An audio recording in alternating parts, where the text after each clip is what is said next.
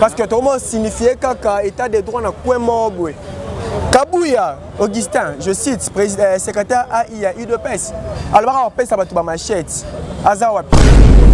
Il n'est pas touché, il n'est pas inquiété.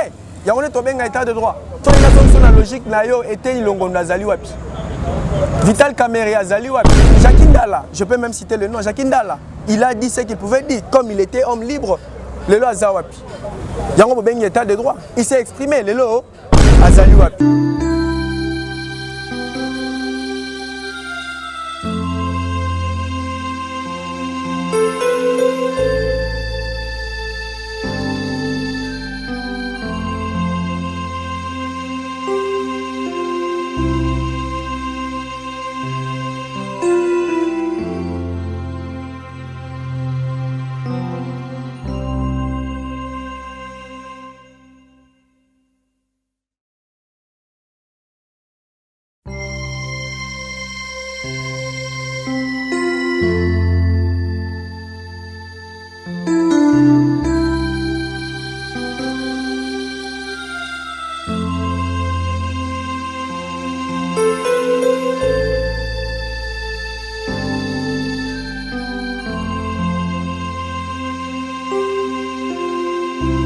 Bonsoir, place Bozali.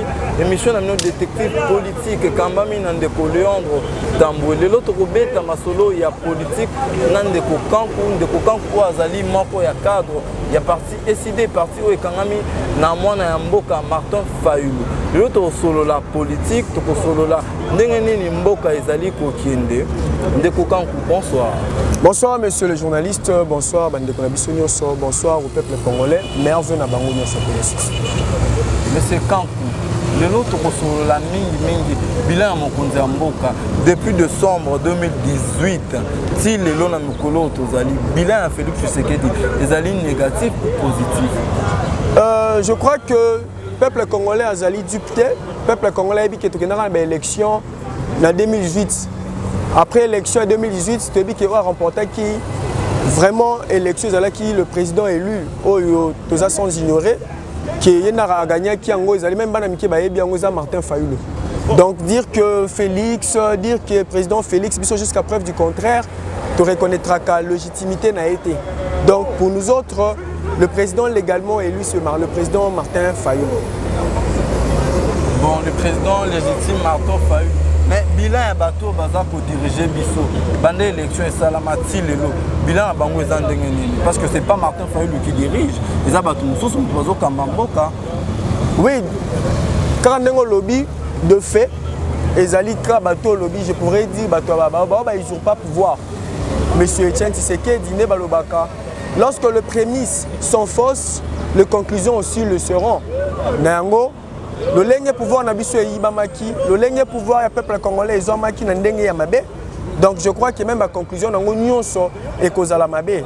Nango je crois que biso tozali ko vivre, tozali ko mona vraiment ba réalité palpante na misu que rien n'est bon et là au moins malonga ezali ko sala maté. Je voulais plutôt dire que même bilan au leto ezali peut-être négatif ou positif, ezali vraiment largement négatif. Donc rien de bon ezali kosala manamboka oyo. Tozongi un peu plus loin de sombre ne baganga ki ke tozwa ki ba pio di Namibie, je ne sais pas nanda kwa mutu nini. Ne fût-ce qu'un pio di Namibie wana esalemaki. Et tozongi un peu plus loin lisusu totali ba soso ba loso website ki biso si vous voulez ba soja au ba tsaki na ba camp militaire, il y a 18 000 francs. Combien est apporté na peuple congolais surtout na saki aux alliés aménagères. Donc le bilan jusqu'à preuve du contraire est largement négatif. Bilan mokonzi négatif mais ce qui totali bilan est négatif. Totali na université de Kinshasa unique va repeindre homme ezalaki salité homme 20 homme 10 homme 30 va repeindre babisika ebele pe mokonzi mboka abongisi totali kuna na UPN.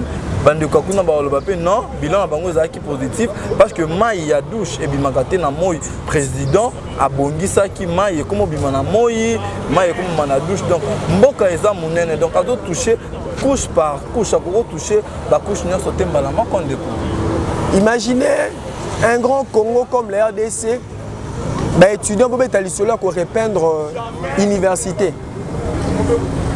ils allaient vraiment passer. Une grande université de Kinshasa, en 1964, avant 60, les Canadiens, les Sud-Africains, ils allaient Kotanga. Mais biso le lot, ils allaient Kobelela, Rependaki. Tous ont allé sous na Irak ou na Iran.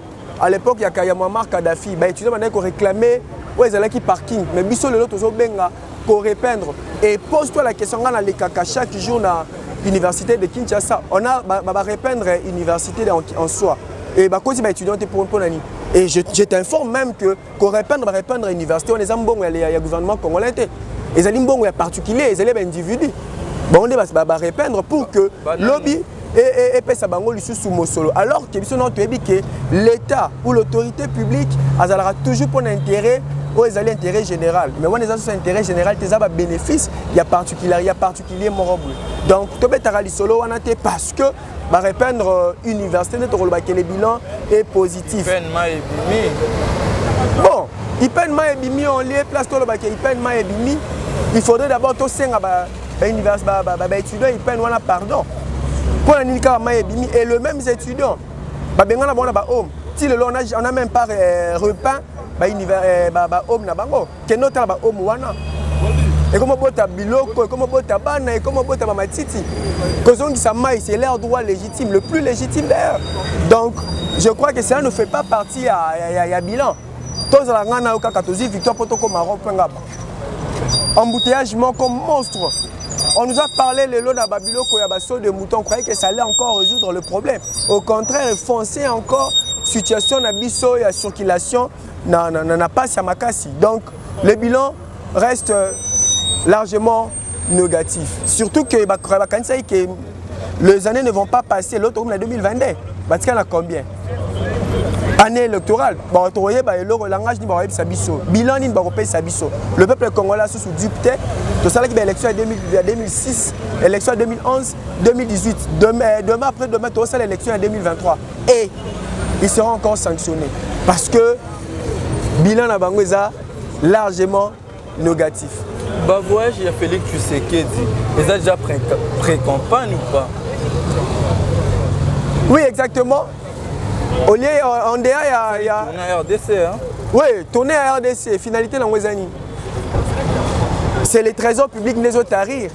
C'est les trésors publics les autres saignés. Mbongo wana zo sala ba tourner wana les bima les trésors publics. Et tous ces voyages là, ça apporte quoi? Akendaki autre fonami qui la porte un sibiso qui ba voyage na ko mema ba millions. Et si le ba millions ngweza api. Je ne sais pas peut-être my god oh ben sroka ki bat.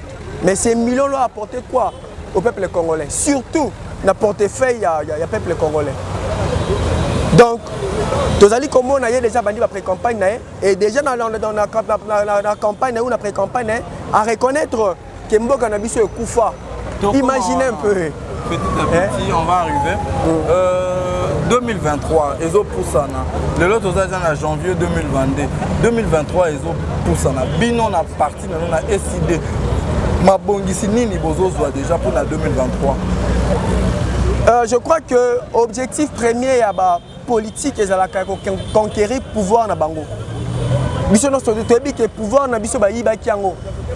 Na minute oyo toza na combat comme avait dit le président Fayoul Martin Badidi na adresse na la nation. C'est là qui le 30 décembre 2021 alobaki que 2022 ezalaki année de combat et année de victoire.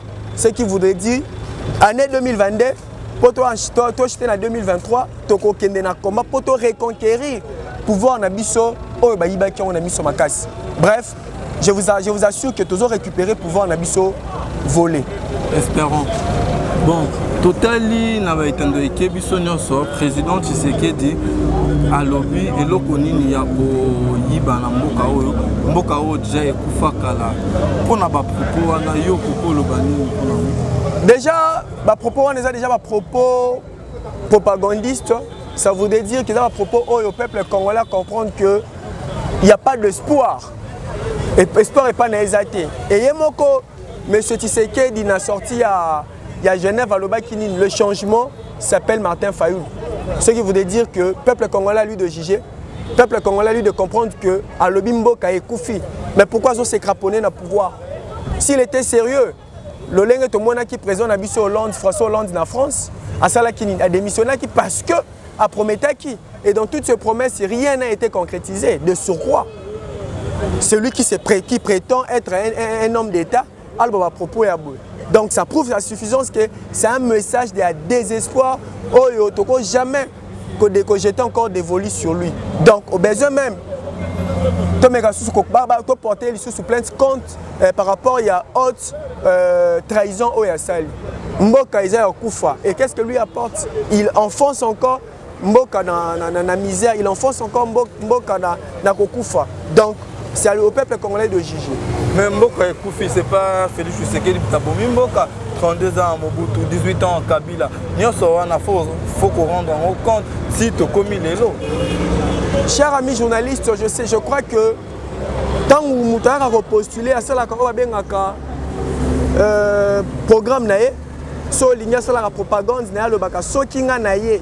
Tshisekedi atrasaki programme nae sur base ya oya kutaki ya mabe. Alors baki so kinga nae na ko changer. So kinga nae na comme sa budget na combien? Je crois 84 milliards. Ah le baki. Mais maintenant en réalité, to comme ce qu'on a réalité na réel. Na réalité il y a vie. So na réel il y a vitae. Et là, on est à Kouti à Mabé à Bongisi. Donc, on va justement comprendre que à faillir na oya aibisaki biso na avant la propagande, à faillir na oya aibisaki biso que ceux qui à côté. Nous savons que chaque personne qui passe, les institutions passent, plutôt les personnes passent, les institutions restent. Pratiquement.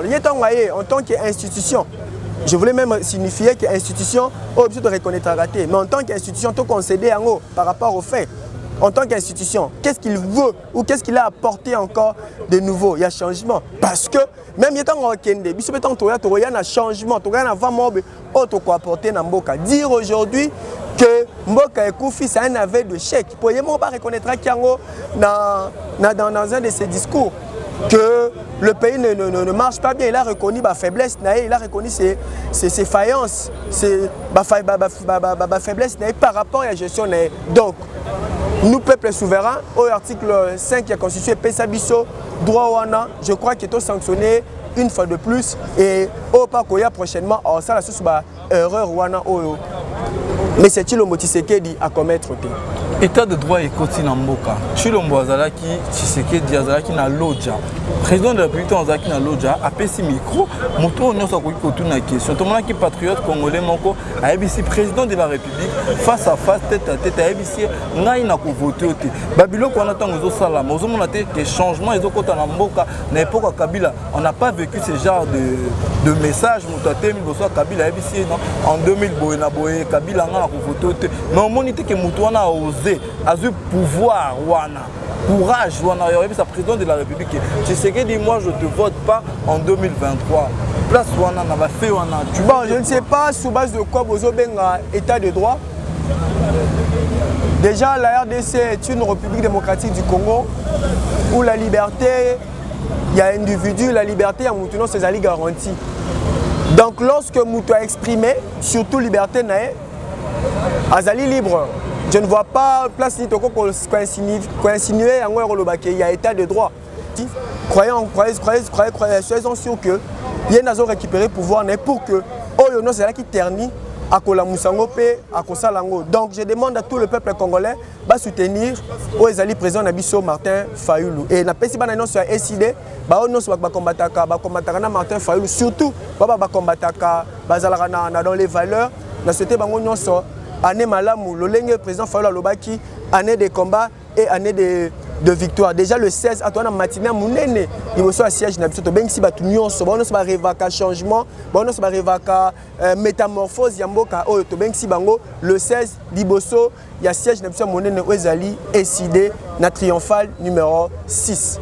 Merci beaucoup. Merci Ndeko, cette émission est terminée.